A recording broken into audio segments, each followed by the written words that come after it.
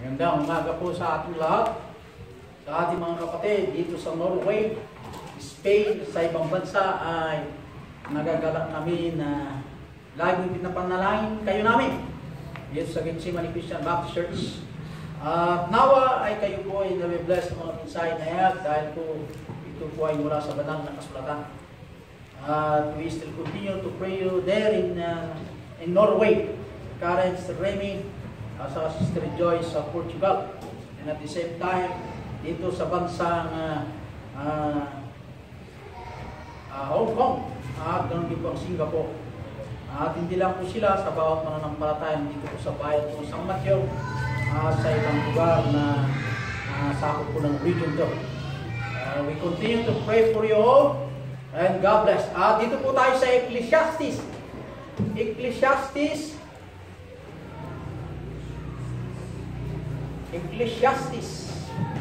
Okay. Sa Proverbs, Ecclesiastes, chapter 5, verse 19. 5:19. Chapter 5, verse 19. At dito po sa Ecclesiastes, chapter 3, verse 13. Dalawa pang babasahin po natin. 3:13 ng Ecclesiastes. Pero unahin po natin ang chapter 5, verse 19. Sabay natin basahin po sa verse 19. Go! Every man also to whom God hath given riches in wealth, and hath given him power to eat thereof, and to take his portion, and to rejoice in his labor, this is the gift of God. Sa 13 naman po ng Ecclesiastes chapter 3. Ang sabi po ng banal na kasulatan, go! And also that every man should eat and drink, and enjoy the good of all his labor, it is the gift of God. Tayo po manalangin, dakilang Diyos sa makapangyarihan sa lahat. Salamat Panginoon sa iyong mga salitang aming nabasa. Salamat po Diyos sa iyong pong paggabay sa ating mga kapatiran sa ibang bansa. Ganon din po nandito sa bayan po, region ko. Ito po sa municipality of San Mateo. Sa lahat ng mga members ng Gethsemane. Dalahin po, Panginoon, na kumilos ka po sa iyong lingkod. Nawa, ito po ay maghihamon sa bawat makikinig. At ganon din po, Diyos, maghihamon sa bawat mananampalataya sa ibang bansa. Na ikaw makita sa mensahe na magkaroon ng kagalakan at magkaroon ng maging matatag sa pananampalataya according to thy grace. Kapusin mo po ang kaaway, ang ako kumilos sa bawat sa ganon din po ang may sakit, physically, spiritually, we commit all unto the hand.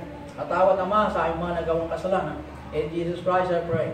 Amen. Lahat po magsiupo. Dito po sa ating pinag-aralan, dito po sa ating pong teksto, chapter 3, verse 13. And also that every man should eat and drink and enjoy the good of all his labor, it is the gift of God. Dito sa 15:19, every man, binanggit ko yung every man. Binanggit naman dito sa tekston as dito po sa 13. And also that every man, binanggit din po every man. Dito po sa 19, every man, God hath given riches and wealth, and hath given him power to eat. Kaya nga yung pagkain natin, yung kapangyarihan, ano yung mayroon sa atin, ay ibinigay lahat po ng Diyos yan. Sa lahat ng ating pinagpagura, ibinigay ng Diyos. Okay, maliwanag po yan.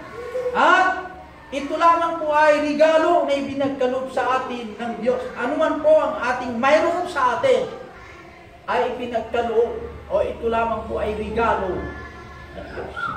Kaya, title ng mensahe ko, make God your partner. Nabanggit natin yan. Make God your partner. Maging acceptable nawa o katanggap-tanggap nawa sa atin na ang Panginoon ang ating partner. Okay? Ang partnership, noong tayo po ay tinubos ni Kristo, nagkaroon tayo ng tinatawag na relationship with the Maker or relationship with God. Nagkaroon po tayo ng relasyon sa Diyos. Noong ang dalaga, sinabit niya po ang binata, nagkaroon sila ng relasyon na sila hanggat hindi po magbabago sa bawat isa. Noong tayo po'y tinubos ng Panginoon sa bundok ng Kalbaryo, tayo po ay nagkaroon ng relationship sa Diyos. Kaya ang sabi po ng banal na kasulatan, ipinapaalam sa atin ng ating kapartner na supposed to be na tatanggapin natin ay siya po ay mayaman. Na ayon sa Psalm 24 verse 1, ang lupa ay sa Panginoon. The earth is the Lord. Ang lupa ay sa Panginoon at lahat na nandito sa sanlibutan ay pag-aari po ng Diyos na ayon po sa Psalm 24 verse 1. Na ayon naman sa Psalm 50 verse 10 down to 12. Sapagkat bawat hayop sa gubat ay akin, sabi ng Panginoon. Ang hayop sa bawat burol o hills ay aking pag-aari. Sa verse 11, nakilala ko ang lahat ng mga ibon sa mga bundok at ang mga mabangis na hayop sa parang ay akin. Yung parang ko ay field. At ang verse 12, sapagkat ang sanlibutan ay akin at ang buong narito. Sapagkat ang sanlibutan ay akin at ang buong narito sa lupa. Pag-aari po ng Diyos. Ngayon, pag tayo kumain, pag tayo po ay nagpagod, at tayo po ay nag-enjoy sa pagkakain natin, biyaya lamang ng Diyos. Ibig sabihin, it is only a gift of God for us to enjoy the creations. Ibig sabihin, we enjoy what God created. Katulad po ng mangga, katulad po ng mga kahoy, katulad po yung lahat makikita natin na pwede pakinabangan ng katawang ito, ay regalo ng Diyos sa atin. Bakit hindi mo tanggapin sa Panginoon natin na siya yung partner? The rule of partnership ang ating pong pinag-usapan dito ng kapatid. Bawat tao na binigyan ng Diyos ng kayamanan at ang pag-aari ay binigyan ng kapangyarihan na kumain niyaon at kumuha ng kanyang bahagi at magalak sa kanyang gawa. Ito'y kaloob ng Diyos. At ang bawat tao ay narapat kumain at uminom at magalak sa kabutihan sa lahat niyang gawa siyang kaloob ng Diyos. Kaya datayong anak ni Apo Diyos ay, ang sabi po ng banal na kasulatan, kailangan nga ron na dahito'y aking bagi, dahito'y nadaga, is your partner. Sino ang kapartner mo sa buhay mo? Sa physical, meron tayong mga misis o asawa. Physical partnership po yan. Pero yung eternal at outside, God is our partner. Okay? Relationship, tingnan niyo po.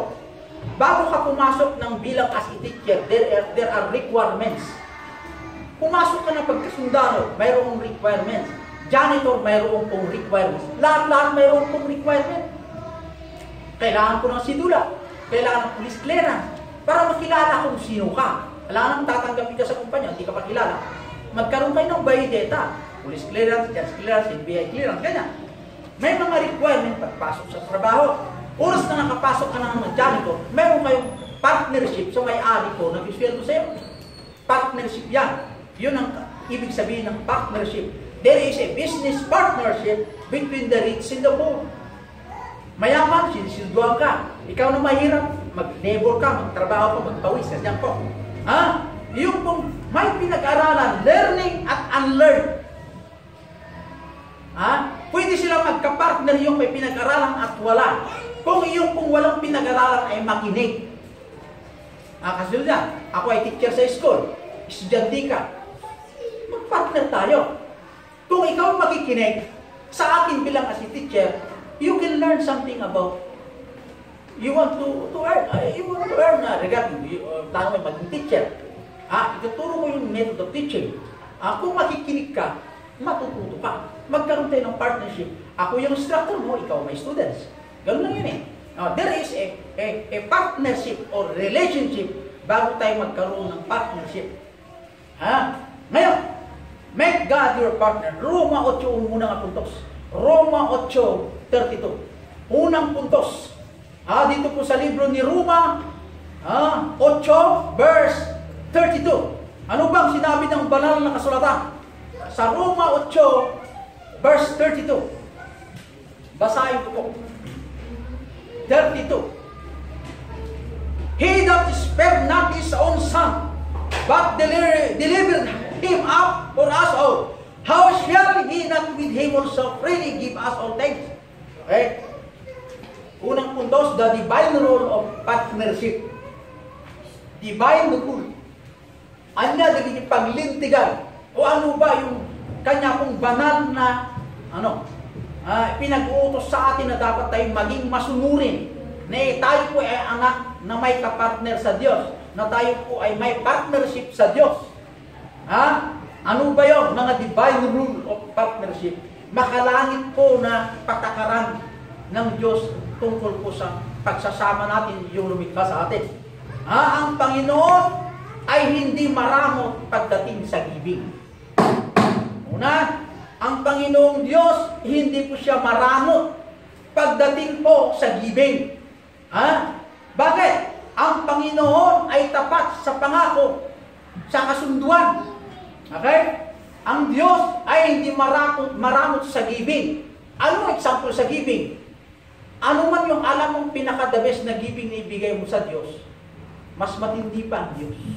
Kahit ibigay mo ng January to December na salary mo sa Diyos, kahit ibigay mo yan, hindi natin kayang tapatan yung giving na ibinigay ng Diyos.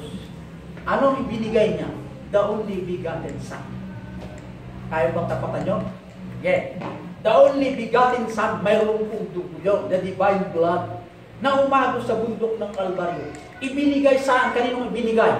Sa mga anak ng Diyos? Hindi po. Sa mga unsaved. Yung mga violeto. Yung hindi masunurin. Yung mga rebelde. Saan na ibinigay? Sa mga rebelde. Ayaw ng Diyos mapunta sa mga rebelde sa impyerno. Gusto nila mapunta sa langit. Ibinigay niya ang pinaka-the best na giving. His only begotten Son. Roma 8:32. Ang Panginoon ay tapat sa pangako. Ang Diyos ay tapat sa pangako. Anong pangako niya? Example sa Old Testament, si Abraham. Pinangakuan ng Diyos si Abraham. Anong pinangako niya? Na ikaw ay magiging ama ng maraming bansa. Okay? Nangako. Pero si Abraham matanda na, si Sarah matanda na rin. Itong dalawa, nangamba sila. Ay, paano yan? Matanda na ako. Paano yan? Nangako nga ang Diyos sa akin, pero matanda na tayo. Paano tayo magkaroon ng maraming bansa o ating dito, manggaling sa atin ng mga lahi? Nakalimutan nila ang kapangyarihan ng Panginoon na kaya nang gawin na imposible sa tao pero possible sa Diyos. Anong nagawa? Anong ginawa ni Abraham? Dahil kulang pananampalataya si Abraham. Pinakinggan niya ang kanyang misis. Sabi ni misis niyang Sarah, asawain mo yung ating nakulog na si Hagar para magkaroon ka ng anak sa kanya, ay yun ang kukunin natin, anak natin. Kaya ngayon panganak po si Ismael. Hindi nila hinintay ang hudyat ng Diyos. Pero ang pangako ng Diyos, kahit nagkasala si Abraham, tinupad pa rin ang pangako ng Diyos na ipanganak na pa rin si Isaac. Kahit matanda na, hindi ito makikita ng Diyos, kaya gumawa ng kapangyarihan, dahil nakapangyarihan na Diyos ang ating Diyos. Kaya kung gumawa ng kapangyarihan na imposible sa atin. Pagdating sa ating pangangaraw, physically, malayong mga anak na si Sarah kasi expired na yun. Wala na po sa libro na mga anak pa yan. Naayon sa ating mga experiences. Pero ang Diyos kaya niyang pong panganakin ang hindi pwedeng panganakan. Kung gustuhin ng Diyos. Katulad ni Abraham, pangako ng Diyos yan. Kaya ang Panginoon ay tapat sa pangako. Si Moses, nangako ang Diyos kay Moses. Dadalhin mo kayo sa lupang pangako at doon kayo maglingkod sa akin na maniwalas at kayo po'y malayang maglingkod sa akin. Ayaw ko yung bansang Egypt. Kahit nagkakasala, hindi naabot ni Moses ang lupang pangako, tinupad pa rin ng Diyos ang pangako. Dinala ang Diyos ang mga Israelites sa lupang pangako. Milk and honey. Sabi, masaganang lupain para sa kanyang mga anak. Never na ang Diyos nagplano dahil ng kanyang mga anak sa walang makain. Kaya ang pangako, ang kasunduan ay tapat ang Diyos. Si Adan at saka si Eve, nung nagkasala sila, nangako ang Diyos ng Redeemer. At natupad po ito. Nung kapanganakan ni Kristo, the Redeemer will be soon born. Naayon sa Old Testament. Ang kanilang itinakip na dahon ay hindi sapat sa inyo na ito po ay magtakip sa iyong kasalanan. Pero balatan nyo, yung pong balat po ng karnero, yun po ay takip po sa inyo, na tinutukoy po yung Redeemer. Bagong balatan po ang karnero, ibig sabihin, dadanak ang dugo. ang karnero po nakaganyan ang sungay, ibig sabihin humble, masunurin, walang reklamo. Kaya wala akong matagpuan ng katawan kundi si Kristo na Panginoon. Kaya iyon po the divine rule. Why not accept God being your personal Savior Lord sa katauhan ni Kristo at make God your partner in your life? Tanggapin natin. Make God your partner. Huwag naman natin kapartner mo si Lucifer. Sa Lunes, 24 hours. Martes, 24 hours. Hanggang Sunday, ilang hours? Compute nyo nga. Ilang hours sa 1,000? 24 hours a day. Times 84. To make it 1 week. Ilang oras? Ay mga engineer. Ilang oras lahat yan? 24 times 7. 7. Oh, ilan na yan? 84. 84? Katala, computin niya. Kung ilang oras na yon sa within 7 days, ang sabi po ng banal na kasulatan, wala pong 1 oras o seconds para kay seconds. Kung ang Panginoon ang ating kapartner, kahit 2 seconds, hindi po pwede kay Lucifer. Kailangan buo. Amen? Sa atin hindi lang second. Pagdating sa Lunes, anong nangyari kapatid? Nakapatalo ng mga ladies. Okay, di ba? Okay lang yan, sa engineer. Hindi 10 lang. Pagdating sa Martes, ang mga ladies ang bungangero na ngayon, siya ang leader. Ang sabi po ng Bible, ang leader ay mga lalaki. Nung ikasal mong babae, na natakpan ko ang kanyang ulo ko ng puti. Di ba gano'n? Okay, nung lumuhod sila, at ilagay ko yung cord. Natakpan pa rin yung ulo ng babae ng puti. Ibig sabihin, yung lalaki ang head, ang babae pasako. Hindi lang yun. The Bible says, ang babae dapat pasako dahil ang lalaki ang naunang lilikha. Yan ang pakalawang basihan. Kaya, iyon po, the divine rule of partnership. Ang babae at ang lalaki nagkaroon din ng partnership nung ikinasal. Partnership. The divine role is the head of the family, is the one. Di ba gano'n mga kapatid? Ay ang problema, hindi na susunod yun Mas ang babae ang nag-decision kaysa sa lalaki. Dahil ang akala ng babae, mahina ang lalaki pagdating sa leadership sa tahanan. Sa kahinaan ng lalaki, doon dito makita ang kapangyarihan ng Diyos. Bakit? Hindi mo pwedeng punong-puno ka ng karunungan. Papasok mo sa iyong karunungan ng langit.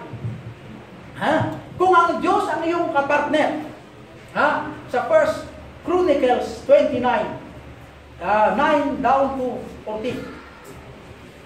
1 Chronicles. Ano nakalagay mo sa 1 Chronicles? Sa 9 down to 14. Silver and gold. Precious stones, nabanggit mo yan. Yung mga Israel na pinanunguan po ni David. Sabi po ni David, all manner will I have prepared for the holy house, to establish for the people to operate. Ibig sabihin, lahat po ng pamaraan, inihanda ko para sa banal na tirahan ng Diyos, para may tayo ang mga congregation ng mga tao, na ang mga tao ay cooperate sa lahat ng gusto ng Diyos. Sa verse 8, precious stones, ibig sabihin ng precious stones, mga material noon na pag-aari ang mga tao, ay natagpuan sa kanila, to the treasure of the house of the Lord. Natagpuan sa akin po yung treasures, at tulad ng precious stones, natagpuan sa akin nyo, at ang precious stones, natagpuan din po sa tirahan po ng Diyos. Ibig sabihin, kung gaano ang puso ko sa bahay, kung gaano ang puso ko sa trabaho, yung puso ko nandun pa rin sa church. Hindi mo pwede ang puso mo sa church, pagdating sa labas, ay ang sarili mong puso, hindi gano'n. Kaya nga, ang sabi po ng banal na kasulatan ng pangalawa po, the highest blessing is to give. Yung pong pinakamataas na blessing is to give. Maraming blessing ay yung pagtanggap is a blessing. Pero ang pinakamataas na blessing, yung pamimigay. Amen. Ang Panginoon, ang pinaka-highest blessing na binigay niya, the only begotten Son. Ngayon, hindi natin kayang tapatan yun. Nung panahon ni Haring David, mga gold, silver, precious stones ay pinigay po sa dambana ng Panginoon. Ipinigay po doon at doon po inyangga ni David ang the holy house. In order for the people to cooperate. Sa verse 8, precious stones were found. Give them to the treasure of the house of the Lord. Ibinigay po nila yan, kusa. Pero ang hinihingi ng Diyos, nakita niya mayroon pang higit sa precious stones. Ang mas higit sa precious stones ay ang buhay mo. Wala akong tatapat dyan. Kahit anong kayamanan meron sa lupa. Kung ang puso mo ay wala sa Panginoon, wala akong sinabi ng precious stones. Kahit bigay ka sa precious stone, mayaman meron ka. Kahit binigay mo lang kayamanan mo, kung ang puso mo wala sa Panginoon, wala rin kwenta yun. Kaya nga ang pinaka-highest is to give yourself for the Lord. Kaya sa verse 9, then the people rejoice, for they that offered willingly, because with perfect heart they offered unto the Lord. Rejoice from the people, because they offered. Sila po ay nagbigay na may pusang loob, na magandang puso. Ibinigay po nila sa Diyos. Amen. Amen. Napagod lang tayo sa isang araw, tayo po ay nagpagod. Tumanang ng ating mga pawis, kumita ka ng 500. Okay? Yung 500, magkano para sa Panginoon?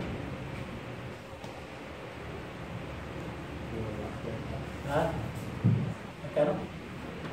Mahal. Bali wala sa Magkano ang 500? 50 pesos. Yun na para sa Panginoon kasi 10% na sa Panginoon. 10%. Doon sa pinagpaguran mo. Yung 10% na yun ay hindi pa mula sa iyo yan. Ito po ay obligado bigay.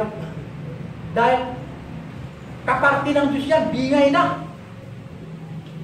Wala po yung offering mula sa iyo. Yung offer na tinutukoy ng Bible po dito, offered willingly because with a perfect heart, they offer to the Lord. Yung sarili mo, ibigay mo sa Diyos.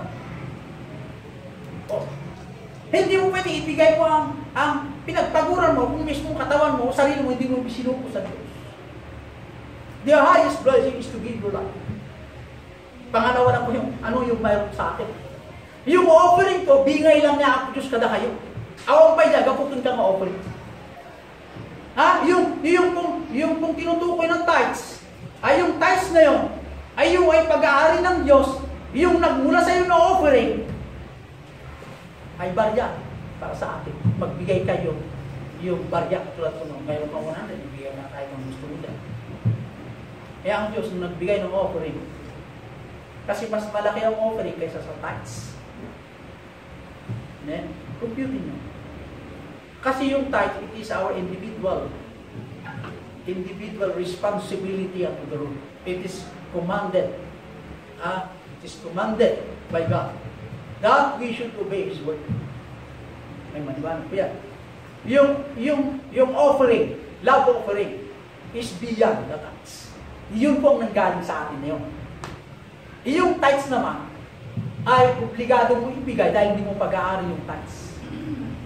Bakit siya? Kapartner mo yun. Bilang the Creator. Ang sabi po ng Bible, then the people rejoice, for that they offered willingly, because with perfect heart they offered to the Lord. Sa verse 12, both riches and honor come of thee. Amen. Yung pong kayamanan at karamanan ay nagmula sa iyo. And thou reignest over all, and thine hand is power and might. Our God, we thank thee always. Amen. Yun pong outcome, yung Kristiyano, mapagbigat. There is always joy in their heart. Tanong nga kailan ka nagkaroon ng joy without giving? Biblical po yan. Yung ulitin ko yung tithes, hindi mo pag-aari ng Diyos bilang yung partner.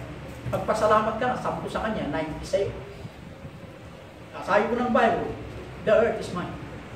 Ang kabundukan ay aking pag-aari. Ang mga hayop, lahat meron sa lupa ay pag-aari. Meron ka bang pag-aari? Wala.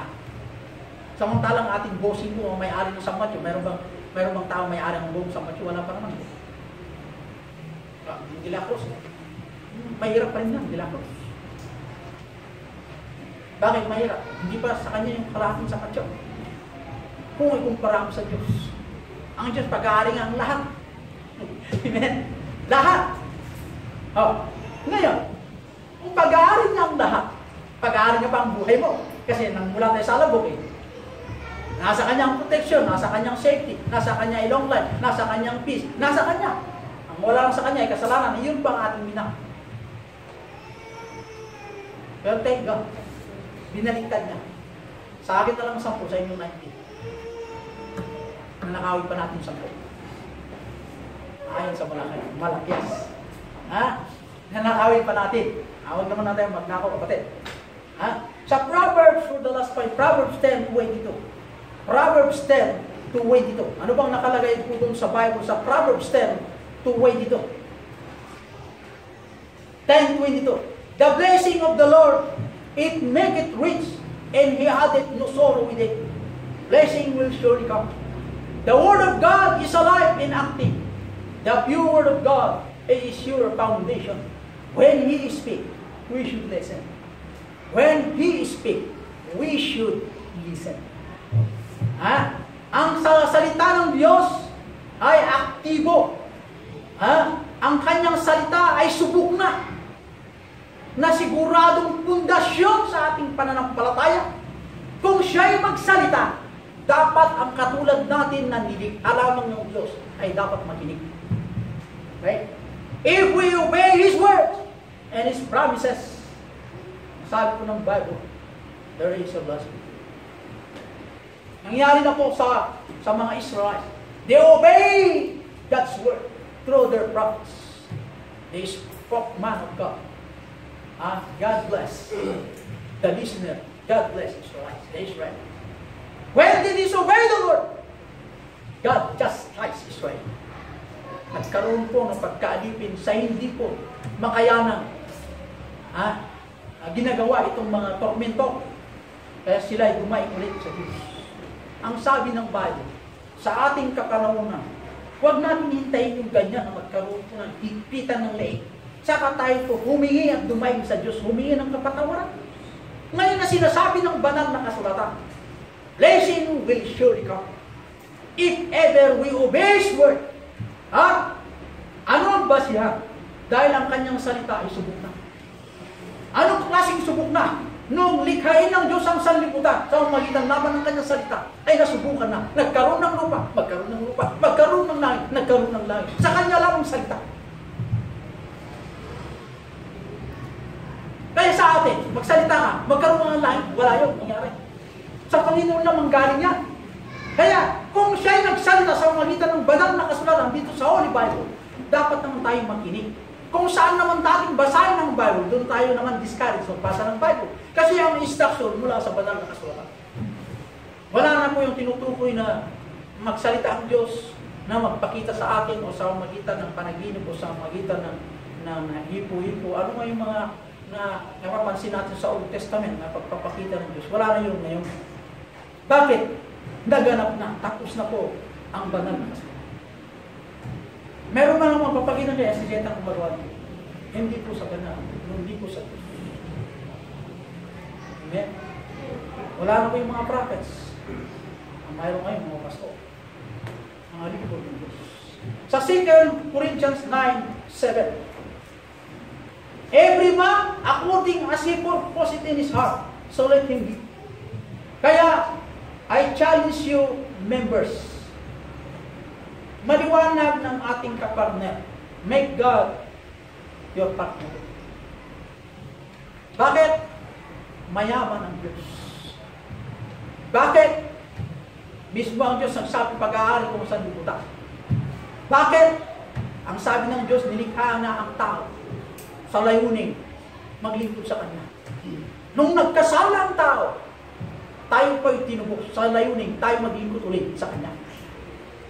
Nung tayo natubos at nagkasala ulit, sinabihan tayo ng Diyos, sinabi ng banal na kasulatan, confess your sin ng tulong. Mag-confess ka sa Panginoon. Lahat ginawa ng Diyos sa paraan na yung ating partnership hindi masira.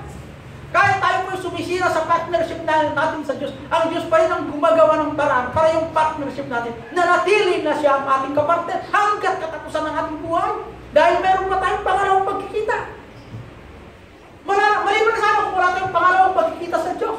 Eh, meron tayong pangalawang pagkikita. Pagkatapos sa buhay na ito, absent of this body is present unto the Lord. Absent unto the Lord is present unto this body. Nawawang katuyan na daki na kaputusan. Kaya, maliwanag ko na tayo bilang mga anak ng Diyos. Ano ba yung reason na hindi yung piliin ng Diyos ay bilang yung partner sa ating buhay? Ano ba yung dahilan kung bakit hindi mo magiging piliin ng Diyos na bilang partner? Kung ang Diyos ang napili mong bilang partner, dapat tayo po yung masunurin sa pangako. Panginoon, ikaw ang partner sa buhay ko. Tinubos mo ako sa kasalanan na aking ginawa. Na ako'y naharap sa condemnation, sa ako'y na-impyerno pagkatapos sa buhay nito. Pero salamat sa iyo, tinubos mo pa ako sa kamatayan na hintay sa akin. Ngayon na tinubos mo ako, anong gagawin ko, Panginoon? Sabi ng Bible, serve the Lord with faithfulness. Kailan ka maging faithful? Lunes, Martes, Merkules, pagdating sa Sabado, hindi ka na faithful. Ang sabi ko ng banal na kasulatan, faithfulness with all your life. Mayroon gawin na. Tutulungan naman tayo ng Diyos. Kung mayroon tayong hangarin to be faithful. Tignan nyo. Di yun na-observan mga kapatiran natin. Kung may oras, papunta sa church. Kung walang oras, hindi na po. Ganun ba ang ating pananampalataya sa Panginoon? Sa tagal ng panahon na tayo nakikinig sa mensahe ng Biblia, wala tayong natutunan sa banal na kasulatan. Make God your partner. Dito sa lupa, subukan mo kapartner ni Dilacruz, dito magbalin ng tao.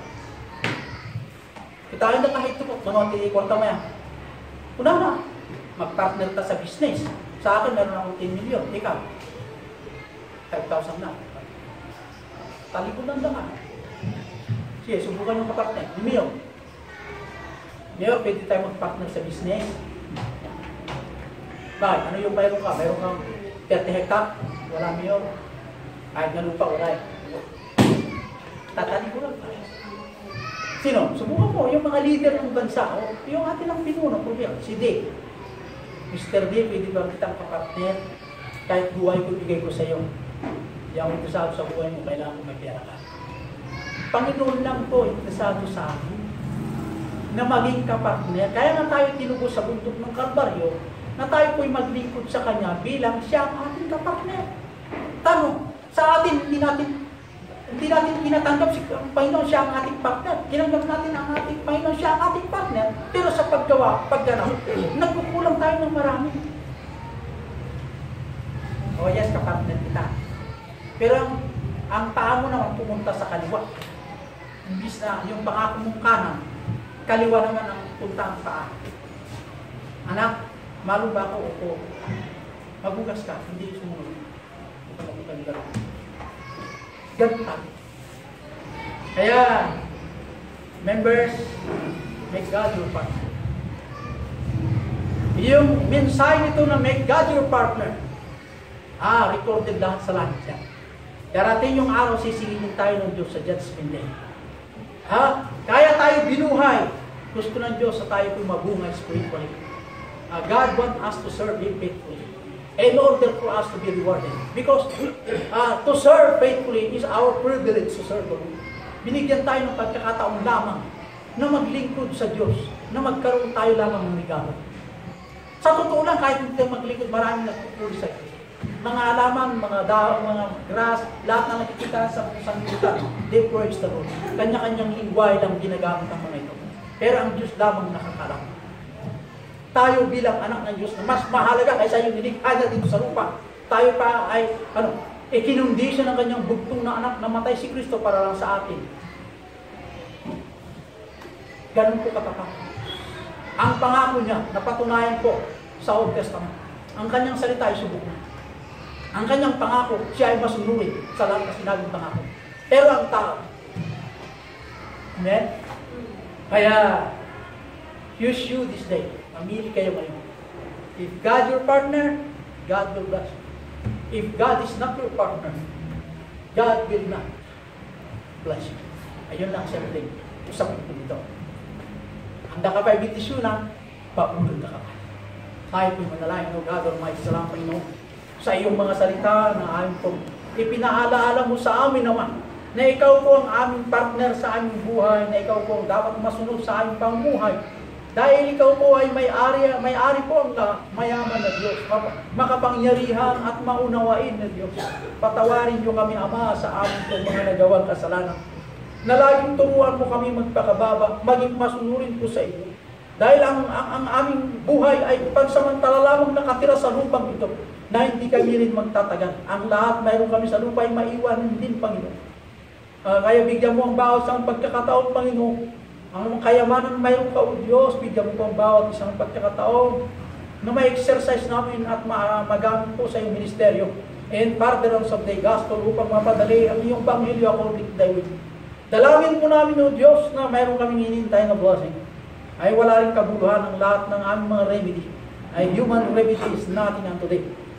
We are asking or we petition to the grace and mercy na ipagkalo mo, O Diyos, ang blessing na ito para magamit din sa iyong ministeryo or in furtherance of the gospel.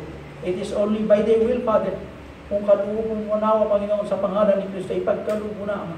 Dalahin ko rin, O Diyos, na dagdagan mo pa ang aming pananampalataya sa mga kapatiran na sa ibang bansa. Magtrabaho ka sa kanila, O Diyos, para maunawaan ko nila ang kahulugan ng giving, kahulugan ng tithes, kahulugan po ng law offering.